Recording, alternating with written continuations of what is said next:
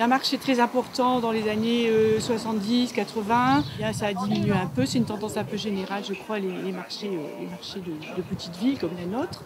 Donc ce marché sur cette place de la mairie a eu jusque 8 commerçants, mais un petit peu à la fois, nous avons perdu par exemple le poissonnier, le fromager. De manière historique, le marché il a lieu le jeudi matin. On sait très bien que le jeudi matin, on a aussi des personnes qui travaillent et qui ne peuvent pas accéder à ce marché parce qu'elles ne sont pas disponibles, elles sont au travail. Mais on sait aussi qu'on a une clientèle de fidèles qui aime beaucoup ce marché. Donc on était face à un dilemme.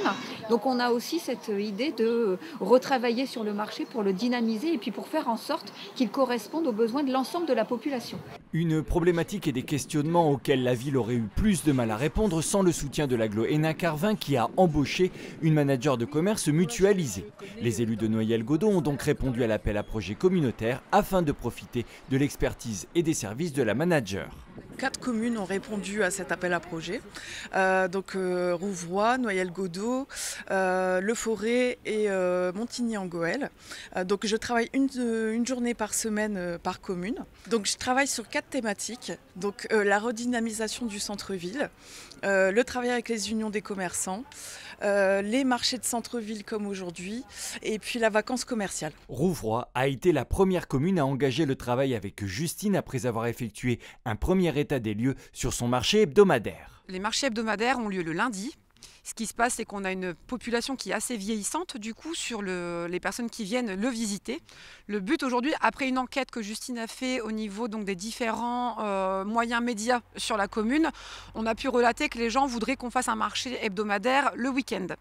La problématique aujourd'hui, justement, c'est de trouver des nouveaux exposants, des nouveaux commerçants qui vont nous suivre pour faire ce test une fois par mois, pour dire qu'aujourd'hui, les actifs puissent aussi être intégrés plus sur le commerçant proche en fait, et local. En septembre, vraisemblablement, la ville expérimentera donc un deuxième marché hebdomadaire le samedi.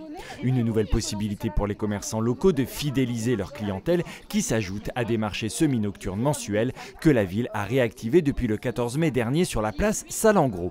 De quoi ravir Pascal Le Danois, président de l'association des commerçants locaux. On commence à mettre des choses en place et il faut du temps. En un an, on ne peut pas faire beaucoup de choses.